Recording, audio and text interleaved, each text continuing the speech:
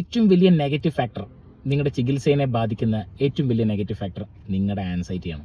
വളരെ നല്ലൊരു സർജറി ചെയ്ത പേഷ്യൻസിൽ പോലും വളരെ ആങ്ഷ്യസ് ആയിട്ടുള്ള പേഷ്യൻ്റ് ആണെങ്കിൽ ഒരു മോശം ഔട്ട്കം ആ പേഷ്യൻസിൽ വരും.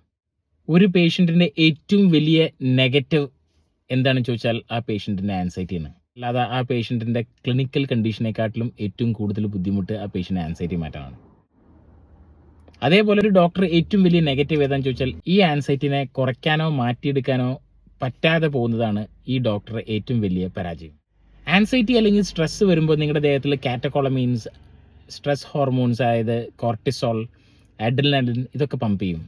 ഇതെല്ലാം നിങ്ങളുടെ സോഫ്റ്റ് ടിഷ്യൂ റിക്കവറിനെ ബാധിക്കും. നിങ്ങളുടെ മുറി ഉണങ്ങാനോ അതിൻ്റെ ഉള്ളിലത്തെ ടിഷ്യൂസിനൊക്കെ കാര്യമായിട്ട് ബാധിക്കും. ബോൺ ഹീലിംഗ് ഉൾപ്പെടെ. കൊളാജൻ സിന്തസിസ് കുറയും.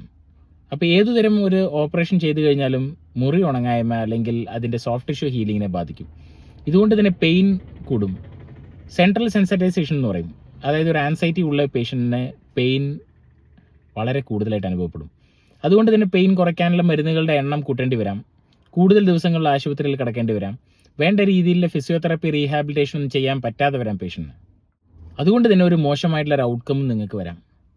സോ നിങ്ങൾ മനസ്സിലാക്കേണ്ടത് ഏറ്റവും വലിയ നെഗറ്റീവ് ഫാക്ടർ, നിങ്ങളുടെ ചികിത്സയെ ബാധിക്കുന്ന ഏറ്റവും വലിയ നെഗറ്റീവ് ഫാക്ടർ നിങ്ങളുടെ ആൻസൈറ്റിയാണ്.